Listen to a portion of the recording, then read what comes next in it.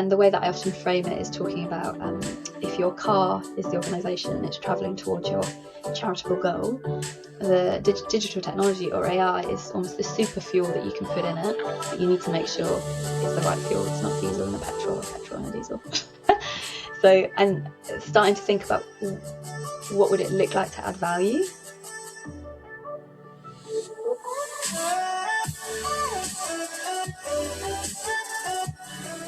Really pleased to have Kit joining us on the Charity Changemakers podcast this week. Thanks so much for coming on. Thank you so much for having me. It's really brilliant to be here.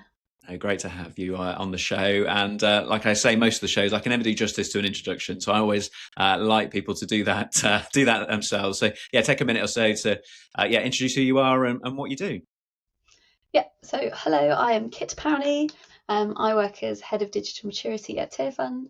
And for those of you who don't know Tearfund, we're an international development agency. We work directly with sort of local partners in underserved communities in around about 50 countries to tackle poverty. Head of Digital Maturity, you might be asking, what on earth does that job title mean? I'm essentially work as sort of an in-house consultant around how can we best use digital technology to help us achieve our goals across the organisation. And we really want to dive into that during the show today about what, digital transformation, what that means for organisations, and how, listeners that listen to the show today will be coming from a whole range of organisations. And digital means so many different things to so many different people. It'd be lovely just to unpick more of that, and I guess some of the tools that are at people's fingertips that they could be using. But before we get into all of the big stuff, we have our quick fire questions that we like to ask guests as they come on the show. The first one for this season is, what does a good weekend or a day off look like for you? Oh, definitely being outside, whether it's sort of with the kids in the woods and they're getting absolutely covered in mud and the dog's having the time of his life, or sort of hiking and exploring new places, but probably with a pub lunch at the end as well. Yeah, perfect. Yes, that's right indeed. And there's plenty of muddy puddles around at the moment to enjoy. No, that's great. And what's something small that brings you a disproportionate amount of joy? This is probably slightly boring, but we got a coffee grinder and we've been buying higher quality coffee beans, and that first coffee in the morning, sort of 20 minutes before the kids and the chaos, just sitting quietly and having a really nice cup of coffee fills me with deep joy. No, not boring at all. I can't relate, but my colleagues Catherine and Nick wax lyrical about good coffee. So they'll be pleased to hear that. Yeah, for sure. So that's good. And this last question, I mean, probably with your job title, there's probably lots of things that could be the answer to this question. But what's one thing that people always assume about your job that just isn't true? Probably that I know everything about technology all the time. Digital transformation and digital technology and sort of the associated cultures of innovation and being data driven, and it's huge and it's rapidly changing all the time. So I do have a lot of knowledge, but I'm not an absolute expert on every single piece of it. Yeah. Which I think is fair enough, because there's just so much, and like you say, so fast paced. So that's great. Good, great. So we now know you a little bit better, which is brilliant. But so tell us, how did you get into the charity sector? How did it all start for you? Yeah, I started with an internship at Christian Aid. I was in their London team, but I really, really wanted to get a job in sort of the political campaigning advocacy space, because I was really motivated by seeing sort of the impact you could make through political change, sort of policy change, not just in the UK but globally. So I started as an intern, but I had my sights on the campaigns team from day one. With an intern role, was that, I don't know how these programs were set up then, was that sort of moving around different departments, trying different things out? How did that sort of work? So that role more particularly, Christian Aid had lots of different regional offices. So I was based in the London one, which was also their headquarters. So it was good to be able to get to know essentially all the different teams and what they were doing. But my role was more to sort of public speaking, fundraising, events, getting people to engage with all the different asks that Christian Aid had on, whether they were sort of the more advocacy side ones or joining with sort of Christian Aid fundraising week. Yes, yeah. So lots of opportunities to try different or experience different parts of the organisation, and I guess some of those cogs that are helping charitable organisations turn day by day. But you say you had your sort of sights on the advocacy team. Yeah, probably from day one I was like, hello, I'm really passionate about this. Can I just help you out? I don't mind doing extra hours. And I definitely, within my sort of intern time, if there was an opportunity to do anything within that space, if they needed people to help out, I made sure I was like very available and engaged, so that then at the end of the year, when sort of a job came up in the team as the assistant, I already had really strong relationships and also like an understanding of what they were looking at, and had built some more experience through my interning, that I actually had something to talk about in the interview. Yeah, and was that a successful interview? Was It that was kind a of successful interview. yes, right, okay, yes, okay, good for you. Yeah. Yes, yeah, absolutely. So that was kind of that step then into the advocacy side, the stuff that you wanted to, well, where you thought the start of your career was going to be. And what did that look like? So different from week to week. So there was definitely the assistant side, and interesting, like looking back now, this sort of transformation work I did do, even just as an assistant, a lot of sort of optimizing processes and helping more the sort of regional staff with their data processes and helping them use that in more sophisticated ways, but also just because like with political campaigning you go with the sort of news cycle or the parliamentary calendar, every week would be all sorts of different things. So it's really a lot of fun, very busy, but also like meeting supporters or going to Parliament. It was a really fun time. And campaign stunts, like very fun, sort of rocking up and dressed in all sorts of things outside Parliament. Yes, yeah. Well, that feels like there should be a story there to tell, surely. I once did, by mistake, I won't name the MP, injure an MP. I was at a door greeting them coming in to an event in Parliament, and I was excited to meet this individual because I think they're great. And I walked forward to do shaking hand, and I did not realise I knocked over a very large metal umbrella stand that then hit them in the shin. Yes. And they were like, oh, it's okay, I'm okay. And you're like, I was like, this is terrible. I've just injured an MP. But they were very kind and very lovely about it. So yeah, that was one of my embarrassing moments. Yeah.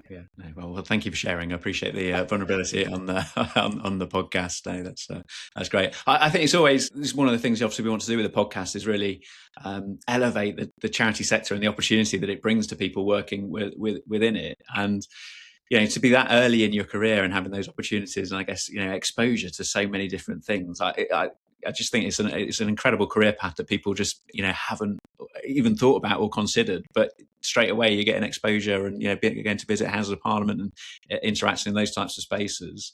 It's a really exciting, like you say, fun time and fun career place. Yes, definitely, and it is really varied. I think, especially within the charity sector, there's a lot of sort of sharing. It's quite open, and there's lots of events where people are sharing best practice, what's worked for them, and then another charity takes it and implements it. But I think particularly within campaigning, because often you're working on similar issues, so then you're sort of pulling resource, working together, having like weekly or even monthly meetings around how are we going to mobilize our audience and your audience, and we're going to do this big protest in London, or we're going to have 500 people meet their MPs, or we're going to go outside PepsiCo and do this thing. So also I think even just seeing other charities and how they work and how they're operating and how you do work in that larger sort of mobilization model, I think that was also really very insightful, and you learn a lot really quick. And even just sort of engaging with journalists and thinking about how within a sort of theory of change, all the different audiences you need to target and how you might do that. And it's a lot. It was a lot of jumping in at the deep end, but I learned a lot very quickly. Yeah, absolutely. That exposure, like you say, it's sort of that sink or swim type environment. And do you think that were supporting you, helping? Clearly, the opportunities that you were getting there at Christian Aid, but I don't know whether there was particular line managers or mentors or I don't know training qualification things that were helping you learn and soak that all up.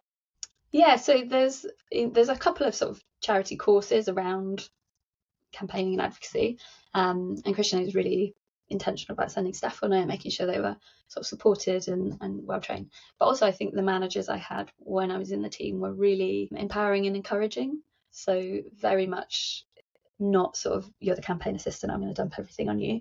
But yes, you obviously need to do that work. But, you know, to become a campaign officer, you need to have this experience. Like, why don't you support X on this? Or do you want to shadow them on that? Or, you know, do you want to stay in campaigns, or do you want to go more into the policy or the government side? And so I think just having someone that was really actively pushing that was helpful, and gave me a mindset as well to be thinking about growth constantly. So I moved up in the team quite quickly as well, and then just had lots of opportunities, which I think was really, really brilliant. Yes, yeah, absolutely. I think when organisations see that energy and aptitude in people, then the charity sector is one of those where you can actually progress your career quite quickly, and, like you say, move up that career ladder. So campaigning, advocacy, that's kind of where it all begins. What happens next in your career journey then? How did I land in digital strategy is what you're really asking. Well, it feels. It feels like quite a leap. But like you say, you're already, in the data and there. But go on then. How do we get there? How do we get there? So when I was working in that, I started to enjoy, because there's a whole variety of things that you might be doing when you're working in campaigning. I started to really enjoy sort of the communication space, and sort of optimizing, testing, and really playing around in that space, and being creative and figuring out how could sort of keep pushing engagement and targets. So I started leaning more towards sort of digital and comms, and I ended up doing an MA at Westminster University on media campaigning and social change, which is a master's that sort of brings together best sort of social change practice, theory of change, political, all sorts of stuff, with communications best practice. So it's like a real merge of an MA. It's brilliant. I actually sit on the advisory panel now and do a bit of guest lecturing, which is always fun to go back. But that, again, just sort of really helped me see more sort of the power of communication, how to do communication well. I just found it really engaging. So actually at the end of that MA, that's when I moved to, no, actually I'd already been at Tearfund. I was doing some campaigning there as well.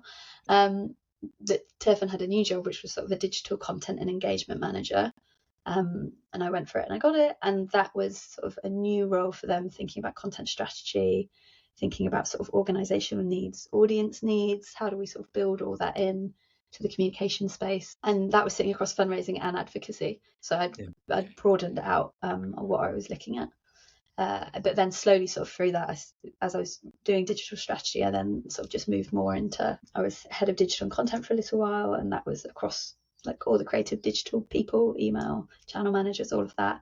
But again, really looking at sort of optimize, how can we continue to sort of push best practice. And so it sort of naturally just led me into this digital transformation space. So initially sort of fundraising comms, how can we ensure that we're using those tools best to help staff and resource and share Tearfund story and get engagement. But then naturally, as you start to do that, you look at the rest of the organisation, because data is a key building block, and innovation and what's the culture. So I sort of slowly drifted into it the deeper I got into strategy. Well, you say drifting, but I guess it's a powerful set of skills and experience, isn't it? From the sort of program delivery to the fundraising to the comms to then thinking about digital and how that affects the whole life cycle of an organisation, and it's a fairly unique set of experience and skill sets actually for the sector today. So what does that kind of, I don't know, what does it look like in a day to day for you in your role? I mean, I'm sure that no 2 days ever do look the same, but as you're thinking about digital transformation in such a big organisation. Yes, so I would say very varied. Within the fundraising comms space, if I look at the whole organisation, there is the key foundations and building blocks we are sort of working on trying to build, ensuring we've got good data, it's easily accessible, people understand it. So we do a lot of work around sort of digital literacy as well. But then also thinking the broader things of, how can we ensure we're financially stable? How can we ensure we're using our resources well? How can we ensure we're keeping staff and their skills up to date? So a large part of my work currently is thinking about AI and responsible adoption of AI. And those conversations are one week I can be talking with a programmatic team about how we could use AI as an early warning system for disaster reduction to help them with planning and preparation. And then another day I might be thinking about how could we use AI to help with sort of personal team productivity or just email replying. Or another day thinking about, what does AI mean for our procurement and potential agencies and companies we work with, or what about ethical storytelling? And so there's a lot. It's very wide and varying, and I think because technology is moving so fast right now, the conversation is also moving quite quickly. But for organisations that have got roles like yours, it kind of helps keep. Well, I was going to say ahead of the curve, but at least on the curve. I don't know where you would be, but I guess for a lot of organisations, it's it feels. I guess it can feel quite overwhelming, can't it? The sort of technology and digital world at the moment, and yeah, I mean, blimey, where do you start? I guess for a lot of organisations is the question that they're asking when it comes to all of these different technologies, and particularly around AI, right? Because that's something that just everybody's talking about absolutely everywhere. Yeah, I think you've really got the good question there. So I work for Tearfund 2 days a week, and then I actually do consulting 2 days a week. So I've got 5-year-old twins, so the flexibility works well for us as a family. But within that time, a lot of the work that I'm doing is similar, sort of looking at digital strategies for organisations, thinking about how they can best use digital technology. And a lot of the time, they're smaller organisations, so yeah, they don't have a role like mine. Whereas at Tearfund, I'd already been working on digital transformation. We had a roadmap. We had areas that we were really working on, sort of leadership, innovation, digital literacy, data. Those are sort of key building blocks that we thought would release more sort of scale and innovation if you're thinking about the adoption scale for digital transformation. So when AI sort of popped onto the mass market, we already had a lot of sort of meetings that we could add that conversation into. We had a digital strategy, so we're thinking about what's the positioning of it. We already have a view of how we use digital technology, whereas some of the other organisations I'm thinking of will be using, if they're thinking about the digital transformation scale and potentially where AI sits on that, there may be still what's the role of technology for our organisation? Do we want it on the delivery end? Do we want it just in comms? Is it about making operations better? And then you sort of add AI onto that, and I think it can feel quite overwhelming. I think my biggest piece of advice, or the thing I find myself repeating a lot to organisations, is digital technology there are so many opportunities for you as an organisation, but I think starting with strategy first is really important, so that you end up doing something that's going to add value to your organisation, not just following what an exciting thing you've sort of seen, whether it's at a conference or just on from another organisation. And the way that I often frame it is talking about if your car is the organisation and it's travelling towards your charitable goal, the digital technology or AI is almost the super fuel that you can put in it, but you need to make sure it's the right fuel. It's not diesel and a petrol or petrol and a diesel. So, and starting to think about what would it look like to add value is a really brilliant place for people to start. And I'd encourage smaller organisations as well, that actually you can probably leapfrog quite quickly, whereas I think larger organisations, because there's so much sort of legacy tech culture, just sheer amount of people and sort of speed of decision making, it can actually take longer, whereas smaller organisations, you can be more agile and move more quickly. Yes, yeah, absolutely. There's just so much noise, isn't there, about, oh, this is the best product, or you need to do this, or you got to go there. I think it can be difficult, isn't it? I mean, I know this is outside of charity sector, but it's like the big recruitment conference next week in London. I was looking at the agenda yesterday. It's like every session is about AI or a new AI product that's going to, make the difference in this sector. And then, I think, for charities, they're seeing the same things. Like you say, it's really difficult to know where to start. But ultimately, what you're saying is, think about the strategy and is this going to add value, or is it going to help us reach our charitable aims quicker, more efficiently, better? Yeah, definitely. And there is also sort of a Venn diagram I often show people and talk to people about, and the first circle is sort of strategic alignment. So any use of technology needs to align with your strategy and really clearly show whether it's enabling or actually delivering a piece or assisting, or have a really clear alignment to whether it's income or advocacy or operational efficiency or whatever the objective is. And then the next circle is sort of values. So what are your organisational values, and how can you ensure that any technology you adopt aligns with that? I think that's probably more of a tricky conversation to sort of eke out and pull. And sometimes when I'm doing workshops with people, so sort of for the AI and comms space, I'll have like a series of statements that are slightly provocative, because it will then pull out the conversation of, well, what do we mean by ethical adoption? What do we mean by ethical storytelling? Is it editing someone's clothes with AI, or is it just extending the background so it fits on a web page? Like, to sort of pull out those tensions. And then the final circle is sort of human-centered. At what level are you happy to allow AI sort of assisted or technology automation, and where is sort of an absolute red line for you that human engagement needs to be there, or human responsibility or oversight? But I think those three questions, once you have answers to them, it can also really help you when you're looking at this whole plethora of tools. Actually, where do we want to employ it, and where are we not comfortable? Absolutely. That's a really helpful start for what feels, like you say, like a terrifying set of decisions for organisations to make. But actually, centering back on where you want to get to and how things might be able to assist is absolutely, I guess, for anything that was being discussed, a good starting point for any for any organisation. And I guess when we talk about digital transformation, I guess sometimes you get caught up in the digital, right? But actually, this is about bringing transformation. I mean, I don't know from obviously places that you've worked or places that you've consulted, whether there's some good examples of how the digital has brought about that transformation, or whether that, I don't know, whether it's a program or a fundraising campaign, or whether there's something that sort of springs to mind and say, well, actually, this is a really good example of something that we've been able to implement that's had great outcomes, brilliant impact. Yes, I think that's probably two-sided. One is slightly less tangible, but I think it's really important. And that is around, with any sort of level of digital transformation, there will be someone leading it and driving it and building the momentum. But ultimately, because you're looking for whole organisation transformation, there needs to be a very deep level of adoption. And there's a book called Digital Mindset, which is great. There's 2 podcasts on it as well, if you can't be bothered to read the whole book. But it talks about how the aim is essentially to get everyone in the organisation at like 30% fluency.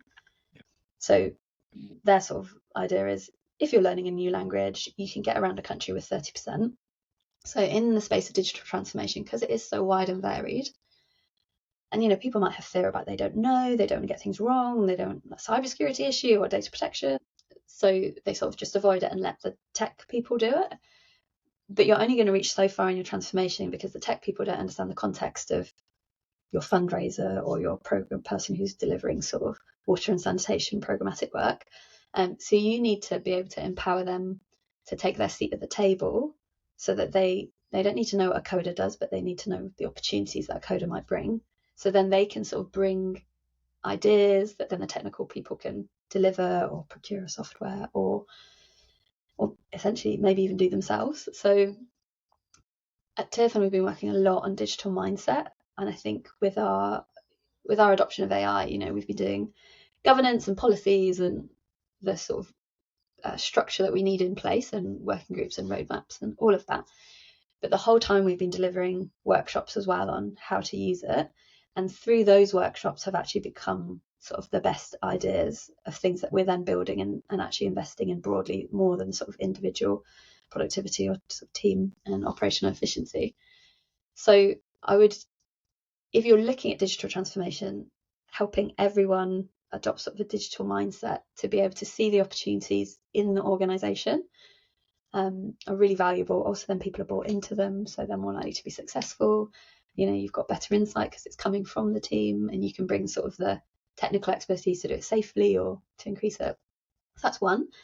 And then on the other side, I would probably say sort of testing and experimenting optimization.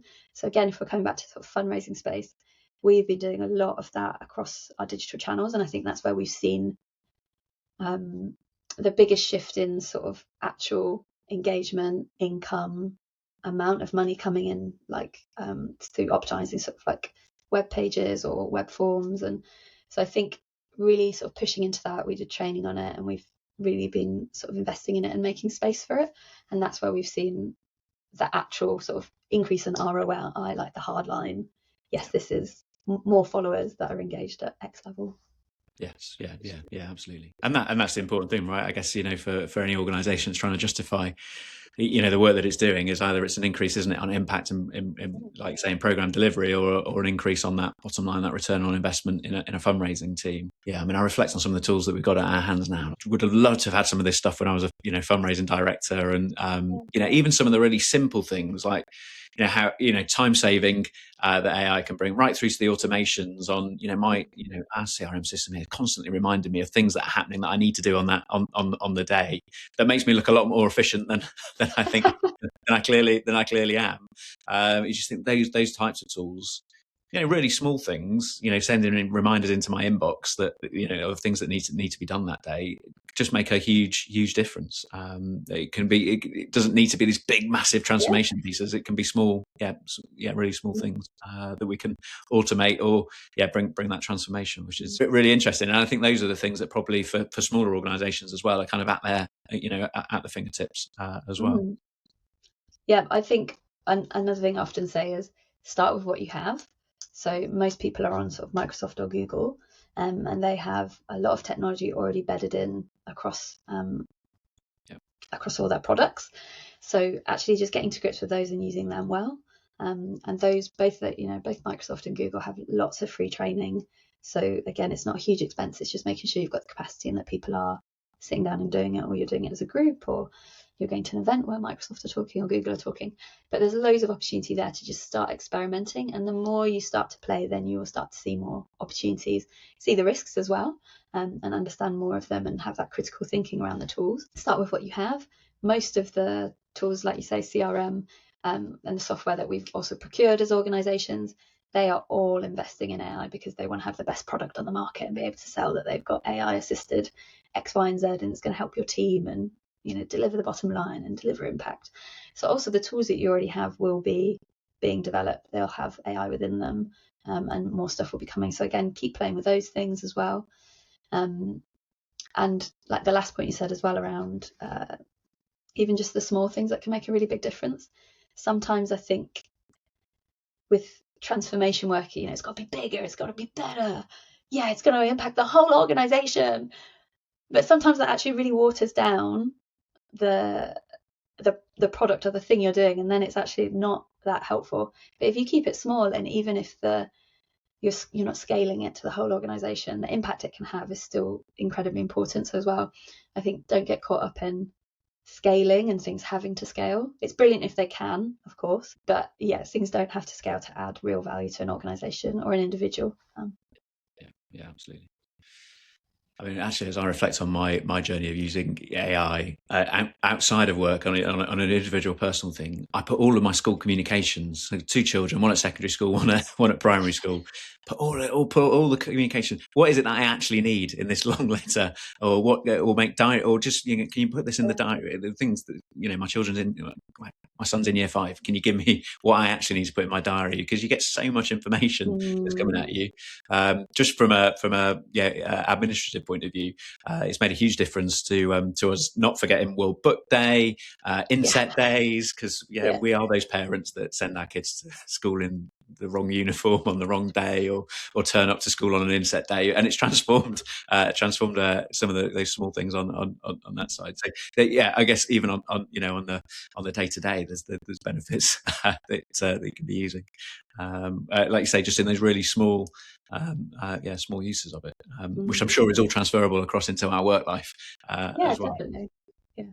Because if you think about how much admin everyone does, but most people are not hired for their admin skills. Most people are hired for their expertise, their experience.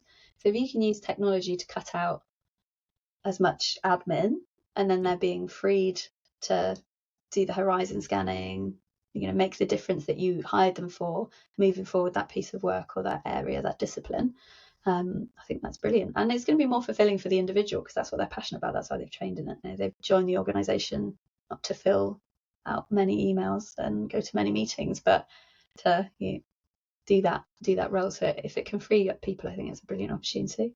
Yes, yeah, absolutely. Well, there are still those occasions where you start a Zoom meeting and there's more AI note takers in it than there are people. So yes, yeah, I have to spend a lot of time kicking things out. So yeah, no. I don't know whether this is a fair question or not, Kit, but I mean, or whether you, I don't know whether you know, but what I mean, kind of, if you look to the horizon, I guess part of your role and the consultancy stuff that you're doing is that looking forward, horizon scanning, what's coming next. I mean, it's probably quite difficult to predict, but is it just what is it? What do you think maybe are some of the opportunities or risks or threats that are on the horizon? Yeah, that's a huge question. I think one, change is now constant, and so the more resilient you can become yourself and make your teams and your organization, I think the better you will be able to flex to whatever is coming. I often talk about AI as leaders, sort of it's surfing the wave. There are, it's a silver bullet, it's going to end world hunger and make all of our lives amazing, and we'll never need to work because the AI will be doing it. And on the other side, there's real issues with it and challenges and real harm being done by it as well, environmentally and to people. So that's like a real tension to hold, and it's moving so quickly. You can't be up to date on everything. So I often talk about surfing, like you are moving with the waves and you're trying to make the best decisions as possible in that, but that's okay. Everyone feels like that in this space. Don't beat yourself up about it. It is what the space is like. So when I think there's a piece around change is constant, and whilst we can't fully predict what's coming, I think preparing ourselves and our organisations to be able to be agile and flex is going to be valuable work, whatever comes around the corner. Number two, I think there's a lot of talk about sort of autonomous AI, agentic AI, moving from the space of sort of us prompting each step of AI, or sort of working with Gemini or ChatGPT or Claude or whatever the tool is that you're using, into sort of the space where you've given an AI tool a task and it will complete it without checking in with you. And I think that has lots of real potential for good. Because again, there will be lots of stuff that is very low risk in organizations that someone is currently manually doing that you could set up. And some of it's not even AI, some of it's just better automation and using data well to sort of run, and that again, that would just remove and save time and be brilliant. I think there's a slight fear around that of how much control. And then I think especially if you're in an organization where you're like a charity and your focus is on people, you definitely don't want to cause any harm through that. So what is the right layer and level of using that opportunity to help where we've all got, income is hard, cost of living crisis equals cost of giving crisis, everyone's capacity is quite low. So it does feel like a brilliant opportunity, but I think being able to do that well. I have seen lots of places sort of in the private sector where people are using it, and even there was one company I heard of that was giving bonuses for people that made an agent. So every agent you made like added to your bonus, where as if you think 10 years ago it's landing a big contract got you a bonus. So it sort of shows the value that the private sector is placing on agentic work because it's able to deliver so much more. And I think the big question sort of for the charity sector isn't sort of will we use it because it's being built into everything, but how can we use it well? So not can we build it, but should we build it is probably more of the questions we're going to be asking over the next few years. So we've just got to be happy with change and living in it. But I guess going back to your earlier point, though, always drawing that back to how's this helping us get to where we want to be as an organisation, and how's it adding value? Yeah, indeed. Blimey, my mind is feeling blank. It strikes me that not a lot of organisations have got people like you who come with. Obviously, particularly yourself, from the advocacy to the fundraising to the comms to digital piece, and it's a space where I think for organisations where they've got people working in digital, you can see how it's making great impact in those in those organisations.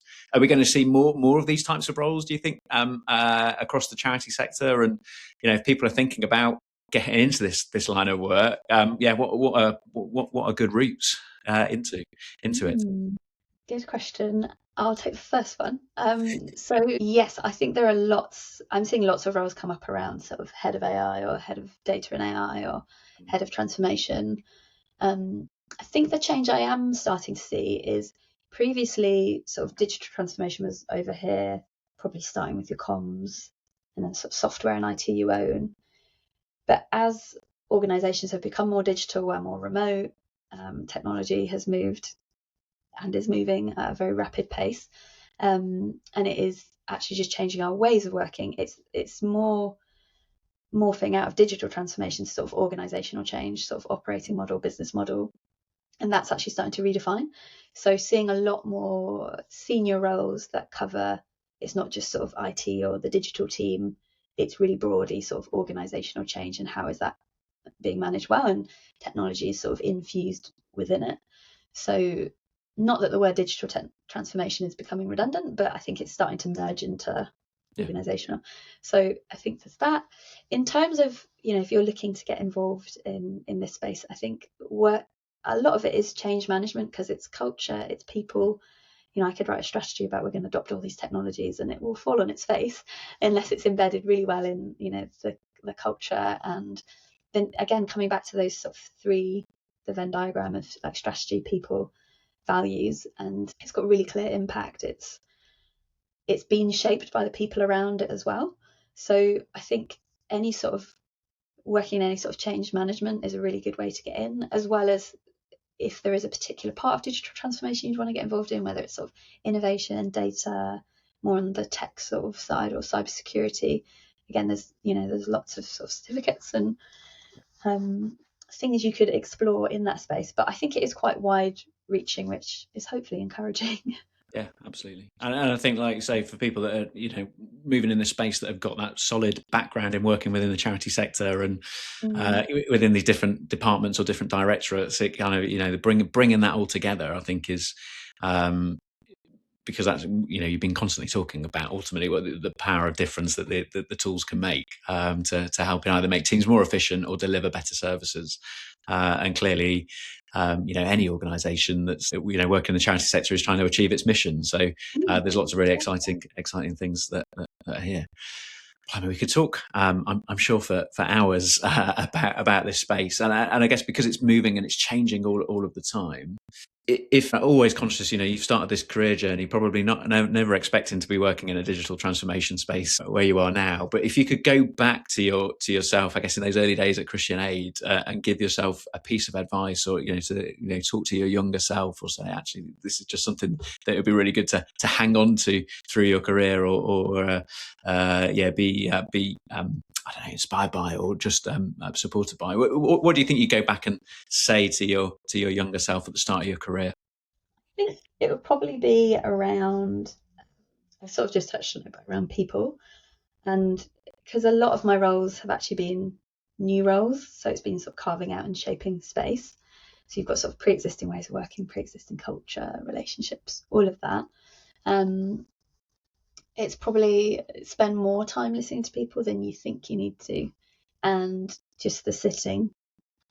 I think a lot of the time we've probably, because of various expertise you've got like 70% of a really good idea, but what makes it absolutely brilliant and the right thing for the organisation, just not a good idea, is that listening, and that helps you shape it, think about how it's going to land. And some of that's the campaigning skills as well, thinking, you are effectively delivering a change, and you need to reach a tipping point like you would in a campaign. So it's about mobilising.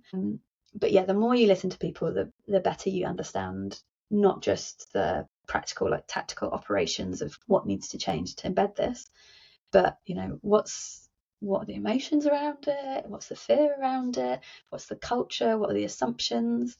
What's the knock-on effect? And I think just spending as much time as possible sitting and listening with people is really where you actually see the difference.